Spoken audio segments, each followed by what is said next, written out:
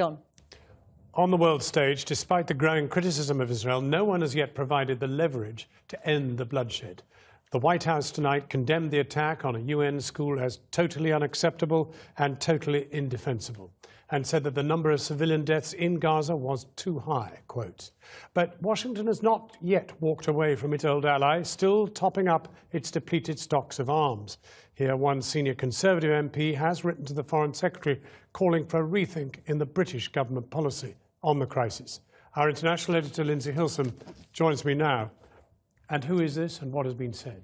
I think this is quite significant because until now the British government has been very staunchly on the side of Israel. We've heard that from both the Foreign Secretary, Philip Hammond, and also from the Prime Minister. They have expressed sympathy for civilians in Gaza, but always after they have spoken about the right of Israel to defend itself. And Margot James, she's the permanent private secretary to William Hague, the former foreign secretary, she has written a letter to Philip Hammond. And she said that she's hearing from her constituents, many of them see what Israel is doing as wholly disproportionate. And there's a very significant paragraph. She says, I ask that the government rethinks policy towards the conflict in Israel and the Palestinian territories. The scale of suffering in Gaza is far too great. The loss of life, and particularly the lives of children and other vulnerable individuals, cannot be justified on the grounds of defence in proportion to the level of threat faced by Israel from Hamas. Well, Margot James, as you say, was the PPS, the parliamentary aide to William Hague, former Foreign Secretary. Now we hear that inside the Foreign Office itself, the sources are saying that there's somebody even more senior. Yes, that's right. Baroness Warsi, who is a Minister of State in the Foreign Office, now she hasn't spoken to us directly, but we understand from sources close to her that she has deep reservations and deep concerns about government policy. So it seems now that although the British are very much staunch allies of Israel, there is beginning to be unrest. People within the government are unhappy when they see all these more than 1,000 deaths in Gaza now. But what I think is really critical is what influence British policy can have, and this is what I've been looking at today, on those who have the real power to bring an end to this conflict. Am I allowed to pick it up? Sure.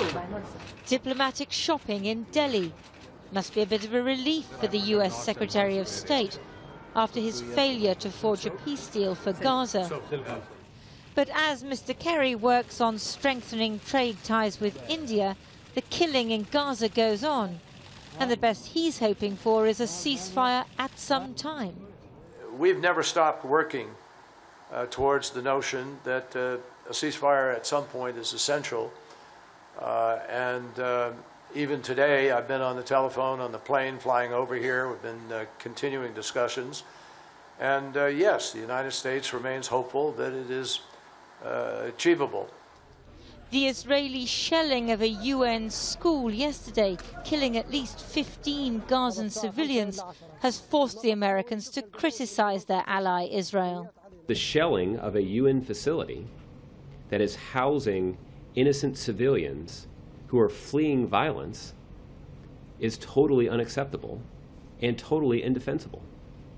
And it is clear that we need our allies in Israel to do more to live up to the high standards that they have set for themselves. But as Israel uses up ordnance firing into Gaza, it's just emerged that the Americans are giving them access to a US stockpile. Despite saying that more could be done to ensure the safety of civilians, the Americans are clear that Israel can rely on them for military and diplomatic support. On Lebanese TV, a poem read over pictures of suffering Palestinians. But in the face of turmoil across the region, anti-Israel sentiment seems muted in most Arab countries, especially in the one that matters, Egypt. On Egyptian state TV, a tirade not against Israel, but against Hamas. The Egyptian government, which controls the media, sees Hamas as an extension of its domestic enemies, the Muslim Brotherhood.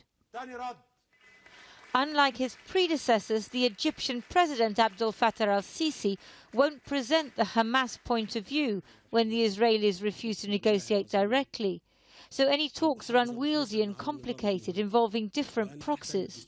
It gives the Israelis advantage over the Palestinians. It gives them, there's no one to say no at the end of the day.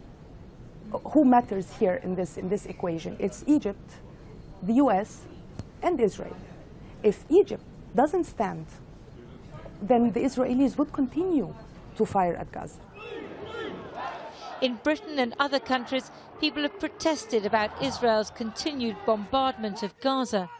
But unless there's serious mediation by those with power and influence over both Israel and Hamas, it's hard to see a rapid or conclusive end to this conflict. Lindsey Hilsum.